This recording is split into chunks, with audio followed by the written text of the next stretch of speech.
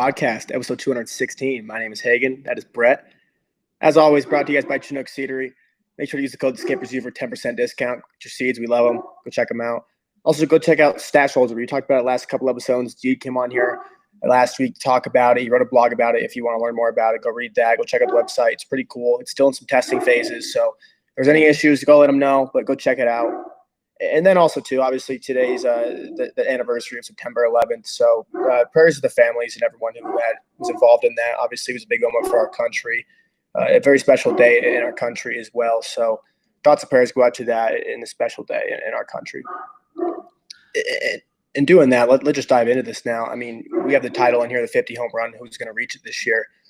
Let's start off. Kyle Schwarber just joined it the other day against the New York Mets. He had his 50th home run. He joined Cal Raleigh, is the two only guys so far this year to have 50 home runs.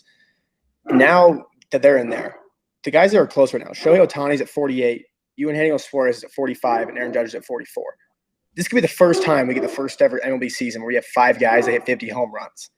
It's incredible what we have right now. And I honestly, it's a time, too, where players are selling out for power and teams are looking for home runs, and the batting average is low, so it shouldn't shock anybody that we have the chance to have five guys to 50 home runs. And another sneaky one too does have a chance. I think the only one outside of those guys that has a real chance be Junior Caminero. He's on pace for 47 home runs right now. He's been great the last month or so. In his last 30 days, he's been about 40% above league average hitter. He has 8 home runs. He's been incredible. Obviously, we talked about a few episodes ago about how when he hit 40 home runs, about how great he's been. But it's incredible to see what we're seeing from these players this year. Yeah. Sorry, I had a little technical glitch there. But yeah, Raleigh, Schwarber, Ohtani, Suarez, Judge, even Junior Caminero now. Yeah, you got 5 guys who I think are legitimately going to hit this number. You got one on the outskirts who can do it. I doubt Junior Caminero is going to get there, even though we love him to do so. We'll see how that plays out, but this is, historic because 1998 and 2001, the only other seasons where 4+ guys have hit 50 or more bombs. And if you look at 1998, Greg Vaughn, Ken Griffey Jr., Mark McGwire, Sammy Sosa. I don't know Greg Vaughn's background. I know McGwire and Sosa were both involved with PEDs. Ken Griffey Jr. is probably the most I think he's like my generation GOAT. I'll say that. Like he was like when I was growing up, Ken Griffey Jr. was my guy. And then 2001, it was A-Rod, steroids. Barry Bonds, steroids. Sammy Sosa, steroids. Luis Gonzalez, Yankee killer. But like I don't even, so I feel like both those years this is kind of tainted because more than half the playing field in 1998 and 2001 are steroid users. So this, I'm not saying everyone's clean nowadays. Clearly, we have PED suspensions all the time. They're way more on top of it, the MLB. So you could at least have the trust and like the integrity behind the MLB nowadays that this is a natural, like 5 guys going for 50 home runs in the same season. And, outside of Raleigh and Schwarber, we expect this out of Ohtani. We expect this out of Judge nowadays, which is insane to think about hitting 50+ bombs in a season. But I think it's going to be super interesting to see these 5 guys, can get there. So if Suarez, Judge, and Ohtani get there, joining Schwarber and Cal Raleigh, 2025 is going to go down as one of the craziest seasons of all time, especially due to the fact that the drought of no-hitters that's been going on as well this year. So it's kind of the year of the bat. It's not the year of the pitcher in 2025. I mean, I do like that with the way he closed that, the year of the bat, not the pitcher. Because obviously we've seen a lot of the top pitchers as well this year have a lot of injuries. The Garrett Coles, the Zach Wheelers of the world kind of get the injuries down there. So it is great. And another pitcher, too, that would be criminal to not speak about would be Conley Early for the Boston Red Sox, who made his MLB debut the other day. He had 11 strikeouts in his MLB debut. That's the most for MLB debut since Freddie Peralta back on May 13th, 2018. He allowed 5 hits. He only walked 1 and tied Don Ace in 1977 for the franchise record for strikeouts in Major League debut for the Boston Red Sox. He looked phenomenal out there. I mean, you just saw the swings that people were putting on him. People were just late on the fastball, watching the fastball go by. I know Aram Layton put out a tweet about there talking about these are the swings you get when people are too doomed up on your secondaries and they're looking for those. And then he's just blowing the fastball by guys where they're trying to catch up to it. I mean, he looked great out there. Obviously, a left-hander out there in Oakland, too, where a spot that we know that the ball flies out there. It's almost like the closest thing to Coors we have right now for a hitter-friendly ballpark. Yeah, this was super impressive. I do have a few of Connolly Early's first Bowmans, actually. I love the name. Love the name. This is kind of crazy. This is just another Boston pitcher, showing he's got stuff. And I think Boston, they're not quite on that Pittsburgh, Tampa Bay, Milwaukee level yet, but I think Boston's right there. Even the Mets as well in terms of pitching development as of late. But I think Boston's right amongst that group, and Connolly Early is just the latest example of that happening for the Boston Red Sox. I mean, yeah, Boston has had a lot of great guys come out, especially this year. They've had a few rookies come up and make big impacts too. Obviously, Peyton Tolley looked great in his debut. Obviously, he was a higher prospect ranking than Early was, but they got some exciting arms here in Boston and an exciting time where just the youth is taken over, and you're seeing almost, especially after the Devers got moved, where it's a new time in Boston going forward with all these young guys. But someone who's going to be there for another year is Aroldis Chapman, who we talked about before. He had that streak where he went 50 batters since allowing a hit. Unfortunately, that did come to an end, which sucks. We all knew eventually it was going to come to an end, though. But that was the first hit he allowed since July 23rd. Just a big congratulations to Aroldis Chapman, especially a guy who's been in the league for over a decade, and he's having a career year. Still 90th percentile in fastball velocity at 37 years old. It's insane what he just did. Now, I mean, he allowed the runs, so now his ERA was sub-1. Now it's up to a 1.14. He's been great for the Boston Red Sox this year. He's been lights out in that closer role for him this year. And on a team like Boston, when you've had some starting pitching injuries go down, some hitter injuries go down, you need to have a lockdown bullpen if you want to make a deep run in the postseason. For sure. Dude, Chapman, he's one of the, and I'm focusing, I know every time I bring up Chapman, I hyperfixate that I'm focusing on his athletic career because I'm being overly sensitive that I do not like him off the field. But Chapman on the field this year, what a remarkable story in the baseball world. Just 37 years old. We talked about this in a recent episode, how I told you that my first manager at work, and I graduated in 2016. So it's almost been 10 years, said that Chapman was the most athletic player in, he said he's the best athlete in the United States at that point amongst professional sports. And I thought he was high, to be honest. I was like, are you crazy? You have LeBron James peak form. You had and he said Chapman and stood by it. And now you look at it, clearly closers don't get the attention that, superstar basketball players get or quarterbacks get. The Tom Brady's of the world who lasts forever in the league, Peyton Manning. And now Aaron Rodgers, who's I think 39, 40, however old he is. But Chapman is right there. He is just as good at his sport as the other guys are. It's just in baseball, obviously titles come far and few between, which people don't appreciate. I think you brought the stat earlier this year that baseball is the longest lasting sport without a repeat champion amongst the big four in the U.S., correct? I think it's a 21 or 22 year streak. We haven't seen a repeat champion. So World Series do not come often. And Chapman's been a dog his entire career. I mean, it's been incredible what he's been able to do this year for the Boston Red Sox. And I brought it up before, but just the walk rate that he has. Obviously, he's only walking 6.9% of batters this year. Going from 2024 to previous years before that, 14.7%, 14.5%, 17.5%, 15.6%. That is insane. This guy has cut his walk rate in more than half for a guy who throws so hard. I know I've talked about it a couple of times on the show already, but came out before in an interview and he just said that I used to just throw my fastball as hard as I could down the middle. This is the first year of his career. He's really spotted up trying to locate his fastball, and he cuts the walk rate in half. Who would have thought? And I think with the way the American League's gone this year with pitching, with some of the injuries like a Nathan Eovaldi who got hurt earlier this year, he has a real shot, I think, to take third in the Cy Young voting behind Tarek Skubal and Garrett Crochet here. Because obviously it sounds crazy because you have the debate on how high can you put a closer up there when he's only going to finish with about 60, 65 innings. But we saw it last year with Emmanuel Clase, who had another great season last year, who's put up numbers close to what he was doing. And he finished, I believe, third or fourth in Cy Young voting. So it's not like that is too insane to say that he has a chance to finish. I mean, for sure, top five, I would say at this point. His baseball reference page is a joy to look at. If you look at it, like 24 career WAR, he's got 59 wins with 364 saves.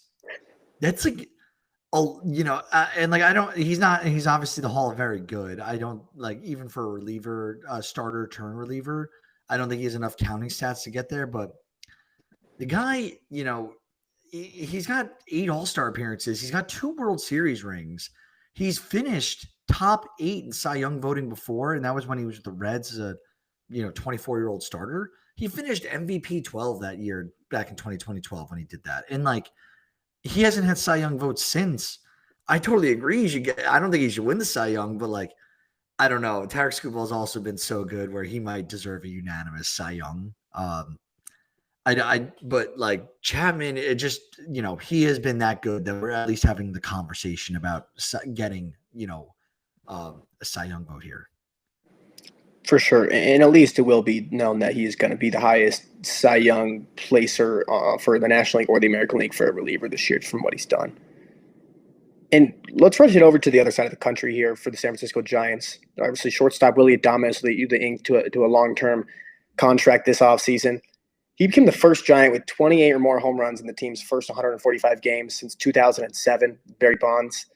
This is incredible for what Willy Adames has been able to do. And my favorite stat is one of my favorite stats in all sports has been that since Barry Bonds in 2004, there has not been a San Francisco Giants player to hit 30 home runs in a season. Willy Adames might break that this year. In my lifetime, there has never been a San Francisco Giant to hit 30 home runs. And Willy Adames might break the trend this year, which I would love to see.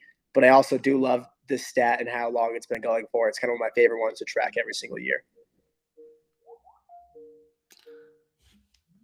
Sorry, getting a call. But we'll keep moving on. Wanted to talk about the Willy Adames factor here.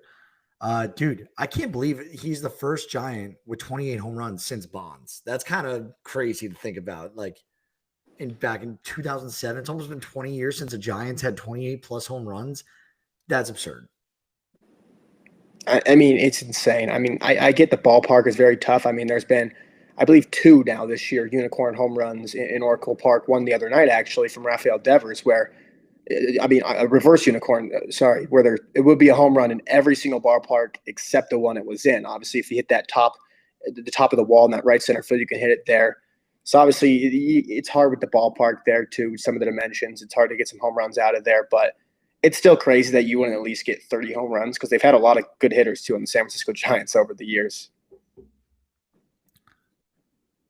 And move it over to, we talked about a little bit the awards a couple episodes ago, and I pretty much think all the awards are wrapped up at this point, besides the National League Rookie of the Year. I think that's the only award that's really open for grabs right now, and it's pretty much down to Cade Horton, Isaiah Collins, and Drake Baldwin, but more likely Cade Horton and Drake Baldwin, who Cade Horton continues to make his Rookie of the Year case, dominated the Braves in a 6-1 Cubs victory, went 6 1/3, 4 hits, 1 run, 2 strikeouts, no walks. After that game, he became the favorite for Rookie of the Year I saw on betting sites. Cade Horton's my Rookie of the Year. I mean, he's been one of the best pitchers in all of Major League Baseball in the second half. He's probably going to be the Game 1 starter for the Cubs in the playoff series if he keeps this up, which has been, I think, coming into the year, especially the first half he struggled a little bit. Obviously, he was a rookie. He acclimated to Major League Baseball, but it's been phenomenal what Cade Horton's been able to do for the Cubs, especially when you trade for Soroka, and that's your starting pitching acquisition, goes down pretty quick. Yet Justin Steele has been out. Shota Imanaga was out for a long time, too. It's great what Cade Horton's been able to do for the Cubs this year. Yeah, dude, he's got a 2.70 ERA. He's 10-4 with almost 2 WAR through 21 starts, or 20 starts, 21 games played, 110 innings, 89 strikeouts, low whip, 1.109. What's not to love? And he, I think, compared to Drake Baldwin, who obviously Sean Murphy just went down, Drake Baldwin had a lot of, I guess, leeway to, be able to not perform right away due to having Sean Murphy as the primary catcher. Even though Drake Baldwin knocked out of the park, and that's not me trying to be punny. That's just he had a very good hitting year. for a rookie catcher. And then you look at Isaac Collins, he was awesome for a while, Isaac Collins, and then he kind of fell off big for a little bit. I think Cade Horton definitely deserves it at this point. Like I think Cade Horton had the biggest shoes to fill. Did Isaac Collins have a lot to do with the Milwaukee win streak? For sure, he definitely played his part, and for how well they did early in the season. But right now, I think Cade Horton is the guy that Chicago absolutely needs. They didn't go out and go make a trade during the deadline. Me and you were both super disappointed about that, and it was probably because they had full faith in Cade Horton to be able to hold down that slot for them as the number one pitcher. Should they have done that? Probably not. Maybe be a little safer and go get Andrew Heaney for next to nothing to bolster the rotation a little bit. But Cade Horton's showing us all wrong that we were wrong. So I'm with you. Cade Horton is my guy right now. Yeah, and I like the point you brought up there where he filled the biggest shoes because obviously you had Drake Baldwin step up for the Braves. He had Sean Murphy there the entire year that was with him, besides when he was on the IL. Granted, yeah, he's going to be the full catcher going forward the rest of the year for the last couple of weeks or so, but his team is not good this year. Cade Horton had to step up and become the hey, when this guy gets the ball, we win guy for the Cubs in a time where the rotation was depleted. Their bullpen has struggled. You have your closer just got hurt too. So on a playoff team that obviously you're not going to win the division anymore, but you still have a very good chance of making a deep run here in the postseason. Another pitcher too that could be a big part for a postseason team that's dealt with injuries as well is Ranger Suarez, who career high 12 strikeouts and 1 hit in 6 scoreless innings against the Mets. I'm not even going to lie, watching that game, Ranger Suarez, I had to turn that game off early because of how frustrated I was. He was full on. It was dominance from Ranger Suarez. Just everything. The curveball looked phenomenal. He had Mets hitters guessing the entire time. Just dominated this team. It was phenomenal. Ranger Suarez, obviously, he's a great postseason pitcher. He's probably going to get a star, I would assume, for the Phillies here in the postseason. But it was great to see Ranger get back on track and have obviously a career start. Dude, I don't know what it is with these Phillies pitchers. Like, I don't know if it's because Zach Wheeler's that good in the playoffs or that I'm just shaky. But Ranger Suarez, Christopher Sanchez, Aaron Nola, who's obviously had a down year. I don't know how Philly's going to do in the playoffs. I really don't. They are that rotation is the biggest X factor to me. I think they have everything in their power to have great outings. The question is, are they going to do it? Because remember, they're facing off against very talented teams as well. They might have to play the Mets in the first round in a wild card game. Who knows how the National League is going to unfold? But we know one of the wild card teams is going to be the Padres or the Dodgers. That would suck for Philly have to play them. And I don't think Philly has the lockdown pitching to really shove against the Dodgers lineup. Even how bad the Dodgers have been as of late, it's the Dodgers. Like Muncy just came back. Mookie Betts is starting to hit again. Freddie Freeman's like starting to really progress off that ankle injury surgery he had in the offseason. Who's to say? And I think Philly can get really screwed here. And I think the loss of Zach Wheeler, we're going to feel it very much so come the playoffs. Yeah, I think Philly's starting pitching has been a big concern for the playoffs going forward. Obviously, just thinking the last few days on who I think's going to be in the World Series here, who's going to win the National League and stuff like that. If Zach Wheeler was on this Phillies team, I would have probably say Philly's my World Series champion right now. But without him, it's different. Yes, Christopher Sanchez is an ace right now. I feel very confident with him going against anybody in Major League Baseball right now in a game one. Ranger Suarez, though, if he's doing this, and I know he's performed great in the postseason, you feel good about it. But like as an Aaron Nola, who's had a really bad year, honestly, especially for his standards. For his standards, it's been awful, but to be quite honest with you.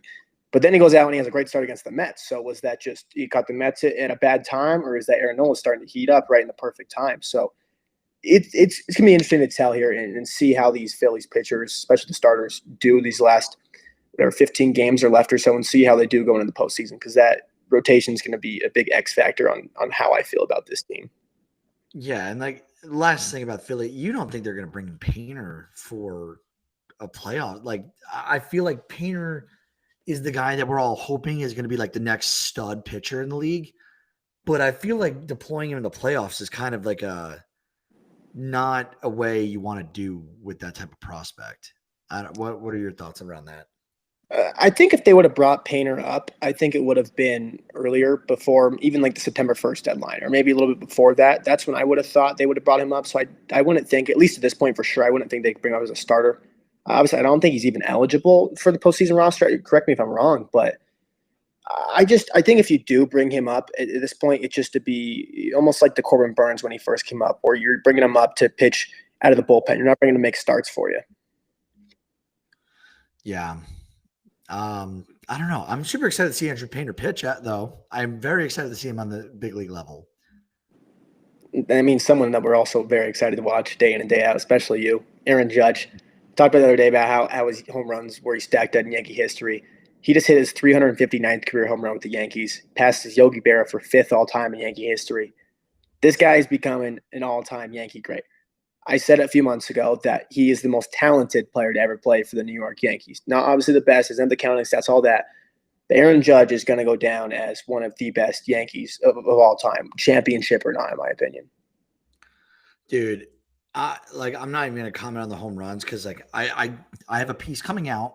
It's going to be top 5 home run guys, every ball club, and a synopsis of like what it means, who do we have active, like just to take a look at it, because it's like Guardians, and this is one fun fact or 2 fun facts I'll unveil about the piece. Like, one, I'm going through the American League. 2 of the 5 athletics guys all time, both big steroid users. Canseco, McGuire. If you look at the Guardians, do you know who their all-time home run leader is? Is it Tomei? I believe it is Tomei. Do you know who is up there for them right now? Top 5 though. Is J-Ram in there yet? J-Ram is in there. And I thought that was super interesting because he's second. He's only 50 home runs of 40 60 home runs away from Jim Tomei's record. And the Cleveland Guardians, formerly known as the Cleveland Indians, how long do you think they've been a team, Hagen? I mean, I believe they were back in at least early 1900s, 1800s. I remember just that long streak they had without even winning a World Series or making a World Series. So I'm trying to just triple check this right now. They were established in 1896. 1896. It will be essentially, with those 4 years, it will be 130 years of an organization. And J-Ram is 60 home runs away from leading that organization's home run all-time leader list. How insane is that? And he's an active player. We're getting to watch him play, and we barely talk about him compared to the Shoheis and the Judges and the Bobby Witts of the world. J-Ram is that's fun stuff that I learned writing this piece, but more to come on that.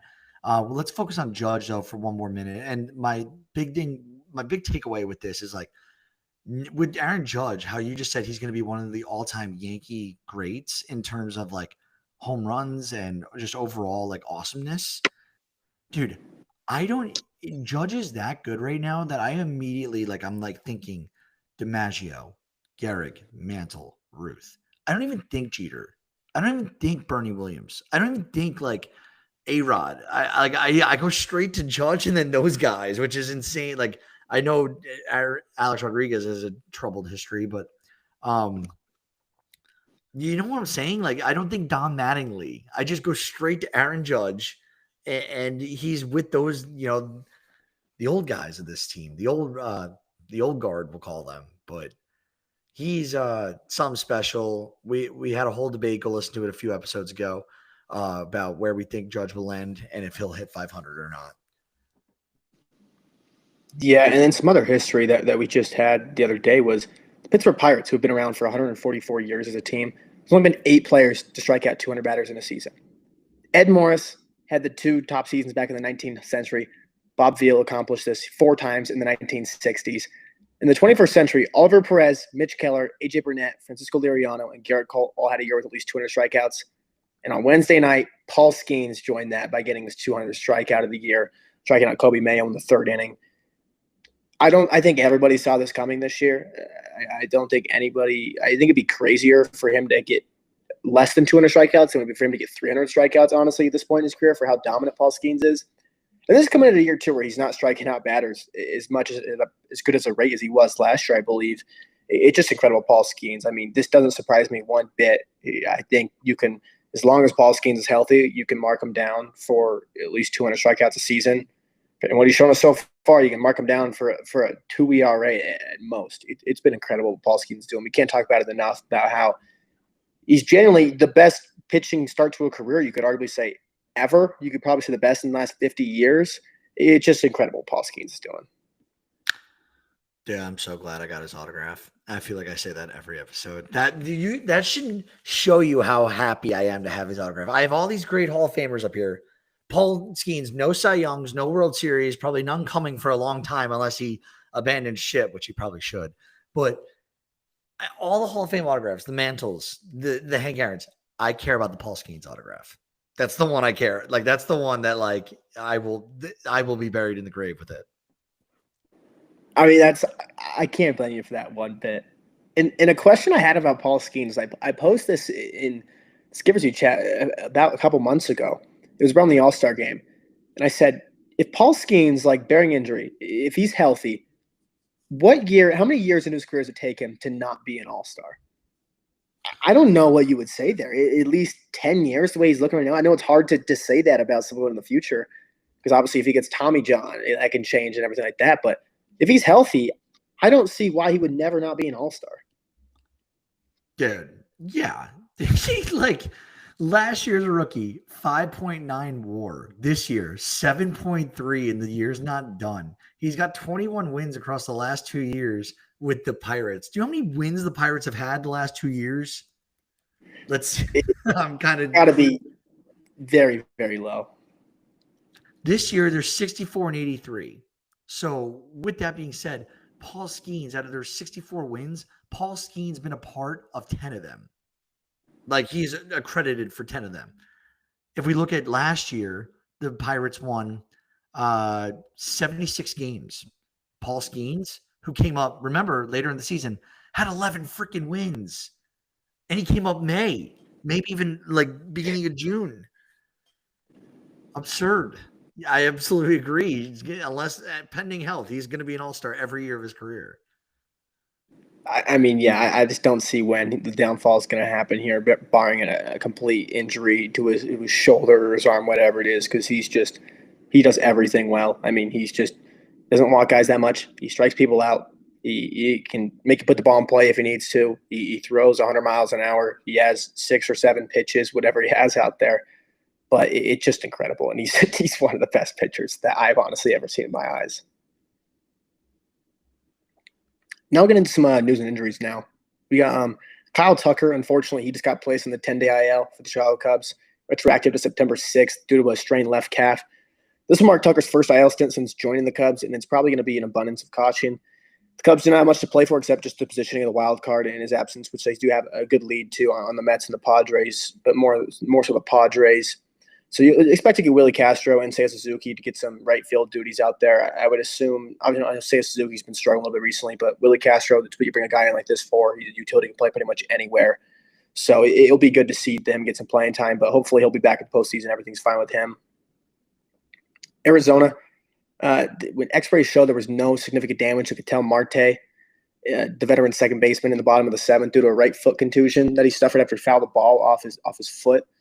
That's good news for Arizona. Obviously, they're not going to be in the postseason this year, but that's one of your franchise players out there. You don't want to have him dealing with anything going into the offseason, have to get surgery, and have to get right in rehab going into the offseason, then not have a full, healthy offseason, which I think is a very important thing for baseball players, is having a full, healthy offseason and being able to train normally without having an injury. David Festa for the Minnesota Twins, he got diagnosed with neurological thoracic outlet syndrome. His season's done now, and he's given everything we know after the TOS. It seems like he'll likely miss some time in 2026 as well, which does suck for this. Obviously, I thought this is more of not even just the baseball. It sucks to see a guy miss. This is more just like the person that you get diagnosed with something like this, that you just hope that he's able to get over this, and you hope that everything will be fine. It's just worrying about the person first more than the baseball player. I'm like looking up this. I've heard of thoracic, like that term before. It's a condition where the nerves in the thoracic outlet, the space between your collarbone and your first rib, I don't even know where that is, like probably somewhere there, and shoulder muscles are compressed. Oh my good. It sounds like intensive PT, lifestyle modifications, medication is a way to treat it. There's oh God, that does not look fun. It does not sound good at all by any means. So hopefully Best is able to be fine and get back out on the field soon. But more importantly, doesn't affect his daily life, stuff like that. Michael Waka, another injury as well. He got placed in the 7-day IL with a concussion. I hope he's going to be able to get another start or two before the season ends and come back from that. I know Kansas City still has a slight chance looking in here to the playoffs, so let's hope they can get him back. Everything's fine there. Luis Garcia Jr., he got placed in the 15 IL for Houston due to right elbow discomfort.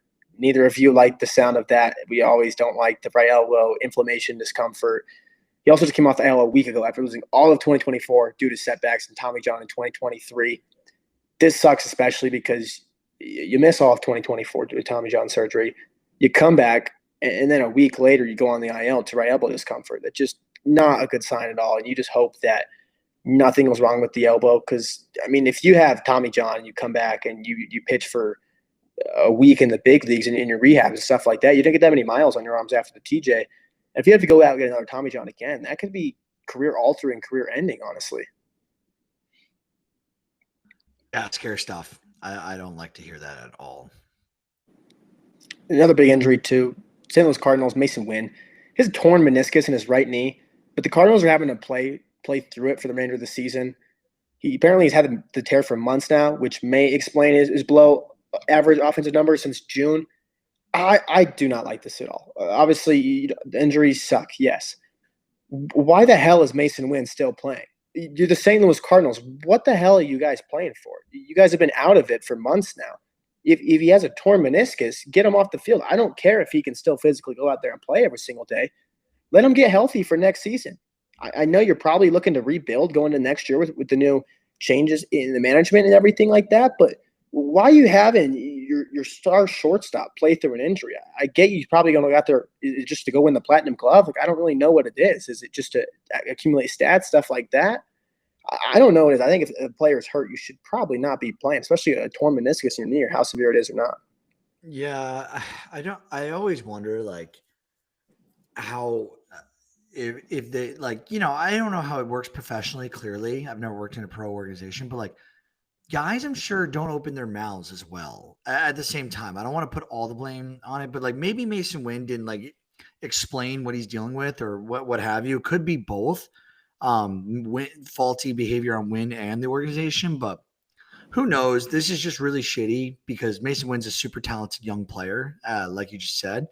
And yeah, clearly, he's been playing for months, according to this report, and he's been dealing with this. I don't understand it. It's baseball. This isn't football. Where like I feel like you could rehab an ACL in baseball a lot faster than football because like even though you got to get it back to the correct strength, in fact, you want to build it up stronger. Like you're not cutting the way you do in football. It's like you're just not. And anyone who argues that, like, come on, like grow up. There's more like knee like injuries in football, cutting and pivoting and sprinting and getting tackled compared to diving for a base and or a ball on the ground.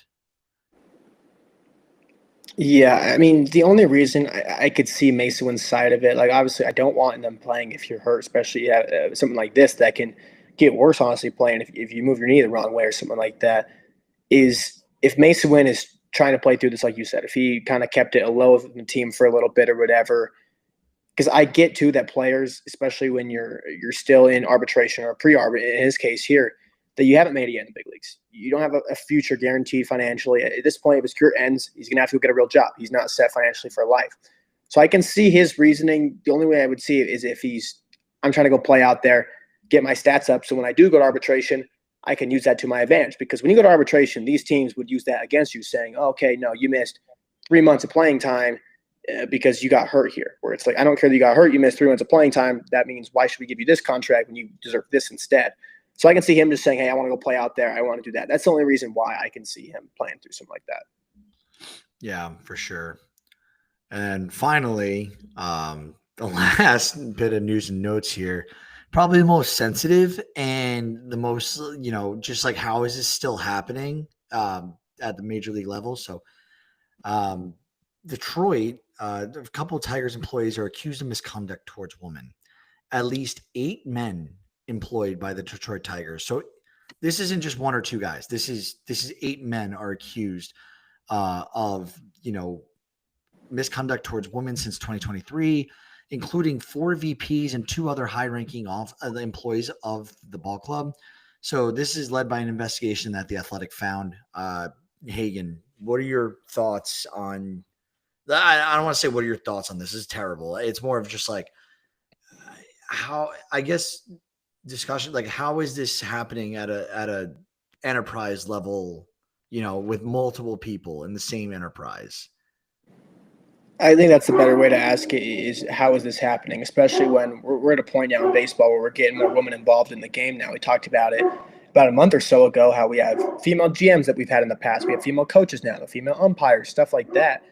And it just sucks to see something like this, especially when women are trying to get more involved, where we're trying to get them in our game more, give them more opportunities and all that. But then you see stuff like this, where then if you're a woman trying to get into baseball, where it's already you're going to be outnumbered by men by any means. That way, you see something like this and you realize I don't want to go play for the Tigers. I don't want to go work for the Tigers. So I don't really know what to think of this whole situation here. No, exactly, and that's where I was going. Is like, if I'm a woman, why do I want to go work for Detroit now? Yeah, and it's like, yeah, and like I understand. Like I don't. I'm trying to word this in a way where I'm not going to get attacked. Um, I understand the world is not a perfect place, and that things like this will unfortunately always occur somewhere, and like they could be one-offs. This is like kind of, it's bothering because it's so many. It's not like one, it's 8 separate men are accused, and like it's been going on for 2 years since 2023, and we're just hearing about it. I get these things take time for investigation and all that, but like this is an enterprise level like issue. I feel like, I'm not calling for jobs yet, but there are things to consider here. Like this is 8 people here are, like all in this, and like they don't work for like Disney World. They don't work for, Apple. These are not the Detroit Tigers are not probably one of the highest, like in terms of employer. How many people do you think they actually employ? Like, think about it. Like, they probably have a lot between coaches, sales, ticketing, marketing, concessions, which are seasonal workers, like maybe a few thousand. And like, these are all coming from the same area. They're saying senior vice presidents and or other high ranking officials. There is something sour in the water here that I think like needs some serious consideration internally for Detroit, unfortunately. But yeah, I'll hop off my rant from there. Just one more last thing for me, different than that. Just moving on to one last thing before we close it out. I do just want to say, you say it a lot. If you want to have a good night, grab a 6-pack and watch these guys' highlights. Tomorrow night at 7:10 Eastern, grab a 6-pack and watch Jacob deGrom's return to Citi Field for the first time since leaving. Jacob deGrom since Jonah Tong. This might be my most anticipated pitching matchup of the year. If you listen to the show, you know I am a huge Jacob deGrom fan. I put a lot of Jacob deGrom bias onto this show. It's Jacob deGrom returns to Citi Field. This is absolute cinema. This is what I have been waiting for since he left in the offseason to 2023. Dude, I will be home in New York. Hopefully I'm with Dean. I got a wedding rehearsal dinner or something like that tomorrow, but I will be actively tuning into this. I want you to keep me updated if I can. I'll text you if I'm not able to watch it, but should be an electric start out of deGrom. I think he's going to get a very loud round of applause.